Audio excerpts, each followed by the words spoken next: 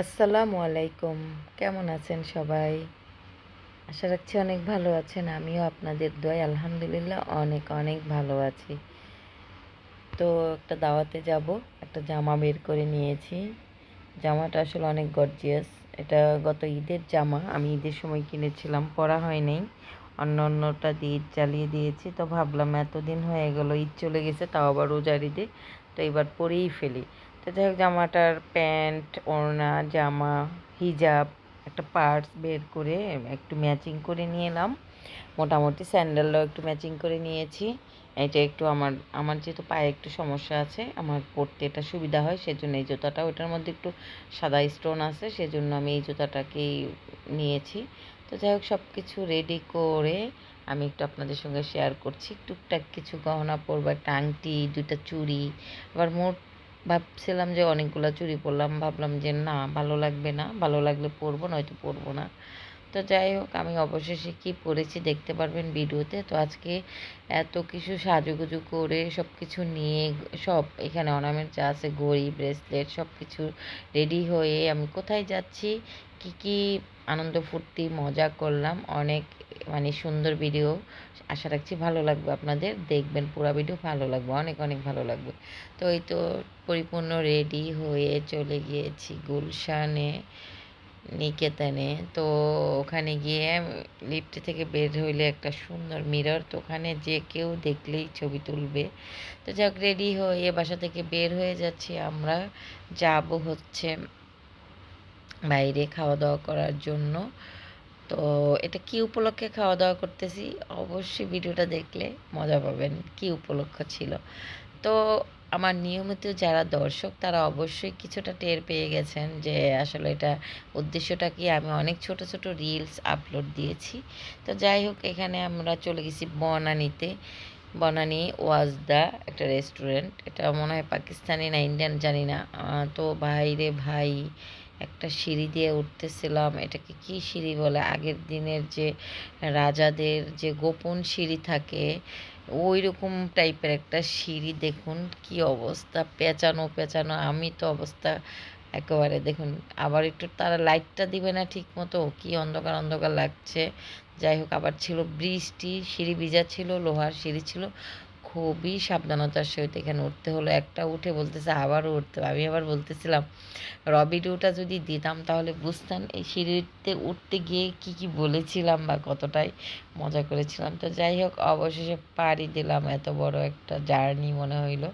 তো ভিতরে গিয়ে ভালোই লাগলো, ডেকোরেশন অনেক সুন্দর, তো তারা সুন্দর করে সাজিয়ে, কাস্টমার ছিল অনেক, তো আমরাও তো অনেকজন ছিলাম, 10-12 জন ছিলাম।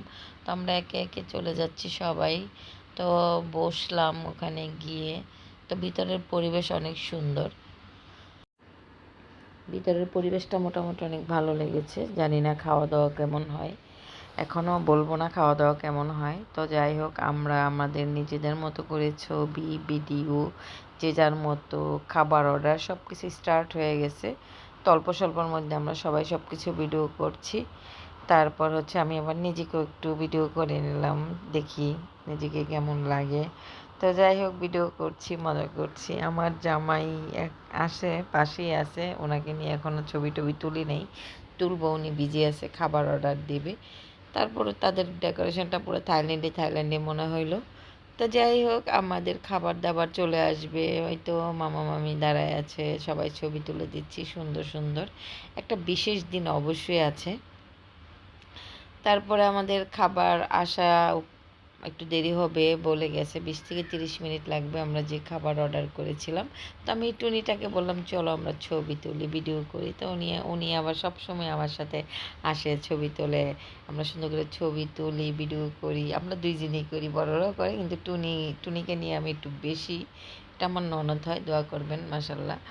তো যাই হোক, খাবারের আমিও একটু দেখছিলাম, যেহেতু এখানে বিফ আইটেমও আছে, তো বেশি বিফ দিয়ে ফেললে তো আমার আবার মুশকিল হয়ে যাবে। তো প্রথমেই লাচ্ছা আসলো, আমি এটা খাই নাই, এটা আমি খাবো না, ঠান্ডা ছিল।